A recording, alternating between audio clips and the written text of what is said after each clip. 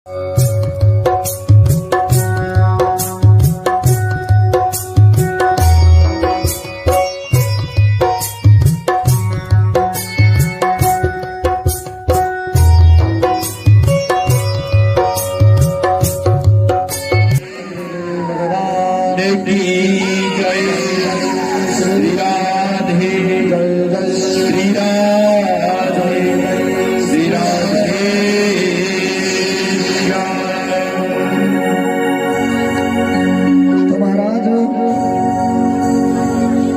में कितनी भी अनुकूलता हो, चतुर्थ चरण में घर का त्याग कर ही देना चाहिए। अगर आपका पुत्र घर का काम धंधा संभालने लायक हो गया है तो फिर आपको महाराज उसके हाथ में काम छोड़ देना चाहिए।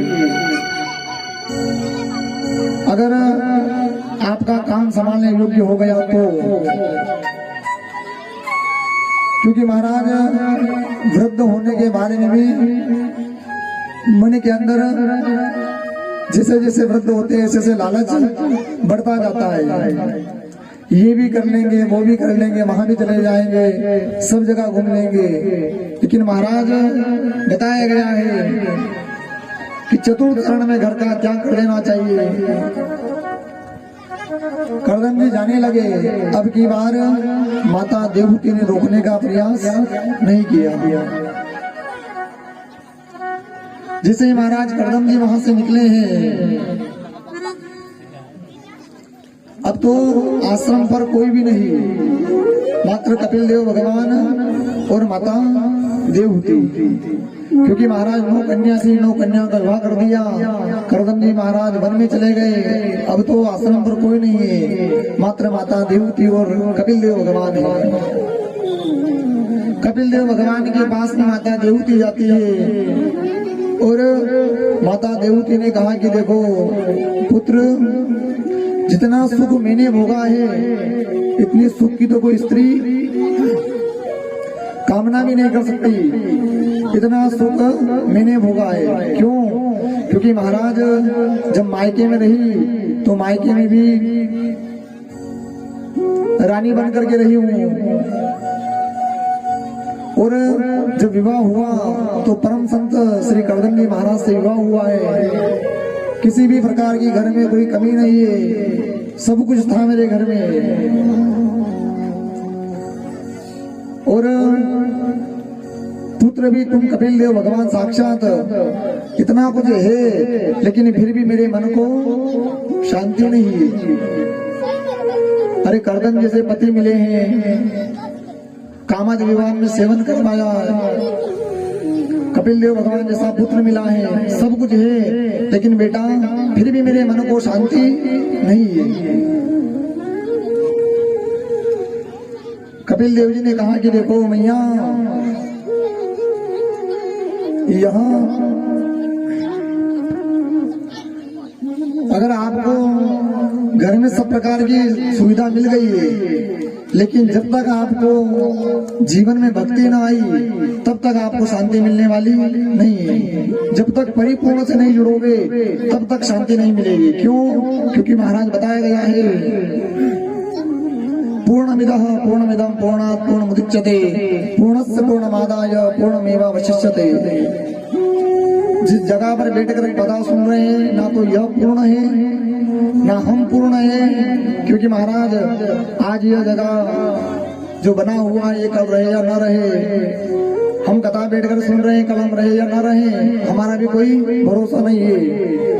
क्योंकि हजारों वर्ष पहले यहाँ पे क्या था और अब क्या है और आगे क्या रहेगा। कोई भी संसार में पूर्ण नहीं है। क्यों महाराज? क्योंकि पूर्ण है तो सिर्फ भगवान है। क्योंकि पहले भी थे, अब भी है और भगवान आगे भी रहेंगे। माता देवहूति को कपिल देव भगवान कह रहे हैं कि अगर मन को शांति चाहिए तो भगवान से जुड़ो, परिपूर्ण से जुड़ जाओ। जब तक भगवान से नहीं जुड़ोगे, आपके जीवन में भक्ति ना आएगी, तब तक आपके मन को शांति मिलने वाली नहीं है। माता देवहूति ने कहा कि इस मन को कैसे भगवान की भक्ति में लगाएं? अरे ऐसा कोई उपाय बताओ कि इस मन को भगवान की भक्ति में लगा दें, क्योंकि महाराज मन तो बड़ा चंचल है। कथा में बैठे मन में अनेक अनेक प्रकार के विचार आ रहे, घर पे क्या होता होगा, बालक स्कूल से आया होगा कि नहीं आया होगा, पतिदेव ने खाना खाया होगा नहीं खाया होगा। तो महाराज मन बड़ा चंचल है, कहीं पर भी लगने वाला नहीं है। माता देवती ने कहा कि बेटे ये बताओ किस मन को एकाग्र कैसे किया जाए।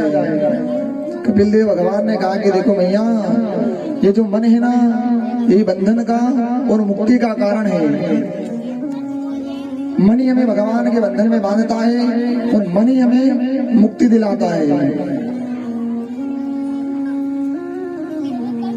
मनसा वाचा कर्मणा, अगर एक स्थान पर बैठ करके मन से, वचन से और कर्म से, तीनों प्रकार से अगर भगवान की भक्ति होती है तो ही महाराज मन को शांति मिलती है। कि कैसे मन को शांति मिलेगी? उन्होंने कहा कि मन ही मुक्ति और बंधन का कारण है। सबसे पहले इस मन को सुधारो। देखो, इस मन को अगर संसार में लगाओगे तो आपको संसार के बंधन में बांधने लग जाएगा। यह पुत्र है, यह पत्नी है, यह माता पिता है, यह परिवार है। और इसी मन को अगर भगवान के बंधन, भगवान की ओर मोड़ोगे तो ये आपको भगवान की भक्ति में लगा देगा। देखो मैया, ताला एक होता है और उसकी चाबी भी एक ही होती है। उसी चाबी से ताला बंद भी होता है और उसी चाबी से ताला खुलता भी है। सिर्फ महाराज मोड़ने का अंतर है। अगर चाबी को उधर मोड़ दिया तो ताला लग गया और इधर मोड़ दिया तो ताला खुल गया। तो उसी प्रकार महाराज मन है, अगर परिवार की ओर मोड़ेंगे, घर की ओर मोड़ेंगे तो ये हमें घर के बंधन में बांधने लग जाएगा। और अगर इसी मन को अगर भगवान की भक्ति की ओर मोड़ेंगे तो यही मन हमारी मुक्ति का कारण हो जाएगा। किसी संत का आप संग करो और वही संत तुम्हें भगवान से मिला सकते हैं, वही तुम्हारे मन को शांति दिला सकते हैं। और संत का अगर संग करोगे तो क्यों? क्योंकि संत दिन भर भगवान के नाम का गुणगान करते हैं। भगवान का नाम गुण गुना गुना करके, सुना सुना करके आपको भगवान की ओर मोड़ देंगे। संतों का संग करो, क्योंकि महाराज जैसे जीव के साथ, जैसे व्यक्ति के साथ हम रहेंगे, ऐसा ही हमारा भी, हमारा जो कार्य वो भी ऐसा ही हो जाएगा। बताया गया है कि बीड़ी पीने वालों के संग में रहेंगे तो एक न एक दिन आपको बीड़ी पीना सिखा देगा। सिगरेट पीने वाले के संग में रहेंगे तो एक न एक दिन आपको सिगरेट पीना सिखा देगा। जिसे व्यक्ति का आप संग करोगे वैसा ही आपको रंग चढ़ेगा।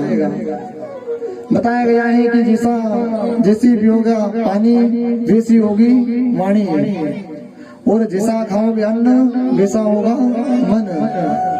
जिस प्रकार का हम पानी पीते हैं वैसे ही वाणी हो जाती है, और जिस प्रकार का मन खाते हैं वैसा ही हमारा मन हो जाता है।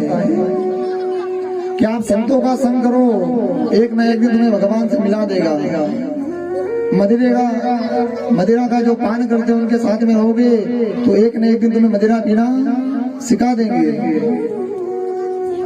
2 दिन 4 दिन तो खुद की पिलाएंगे, फिर धीरे धीरे आपका आदत पड़ जाएगी, शौक हो जाएगा पीने का, तो फिर आपको ही पिलानी है। तुम्हारा जिस व्यक्ति के साथ में आप रहोगे वो आपको भी वैसा ही बना देगा। तो आप सबसे पहले संतों का संग करो, संत ही तुम्हें भगवान से मिला सकते हैं।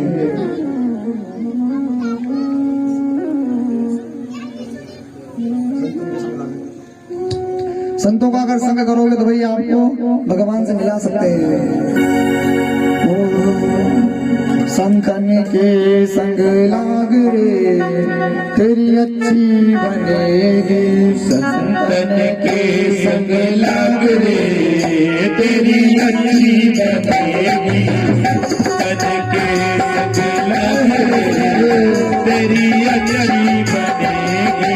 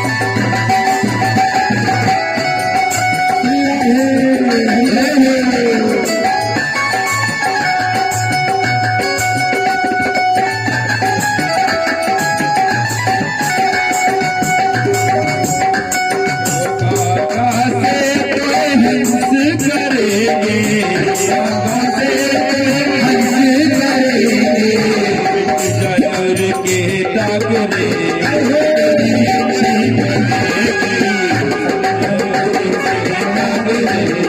तेरी अच्छी बनेगी।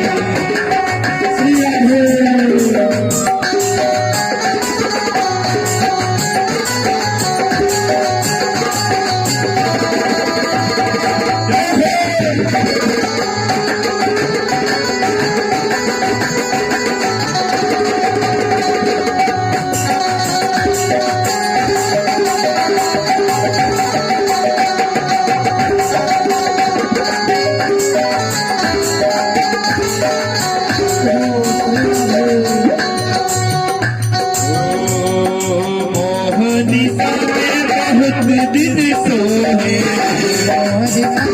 बहुत दिन सोए, मोहनिसा में बहुत दिन सोए,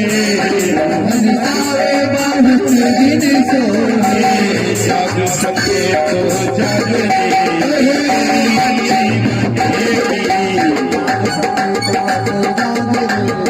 तेरी अच्छी बनेगी, अच्छी बनेगी तेरी बिगड़ी बनेगी, अच्छी बनेगी तेरी बिगड़ी बनेगी, अच्छी बनेगी तेरी बिगड़ी बनेगी, अच्छी बनेगी तेरी बिगड़ी बनेगी, लग रे तेरी अच्छी बनेगी, तेरी अच्छी बनेगी।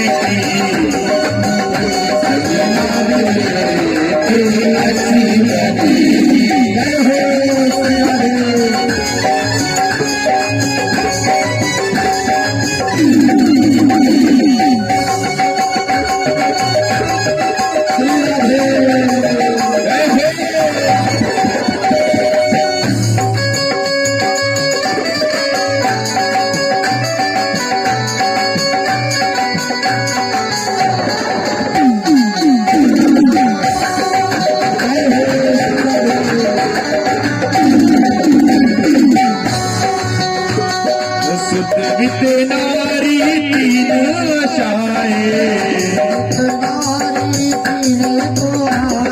सुत वित नारी तीन आशाएं, त्याग सके तो त्याग रे तेरी अच्छी बनेगी, तेरी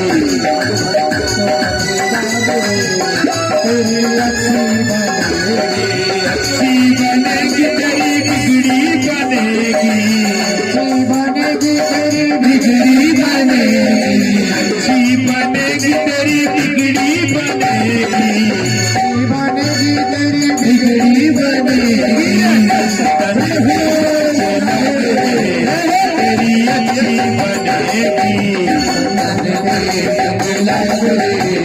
तेरी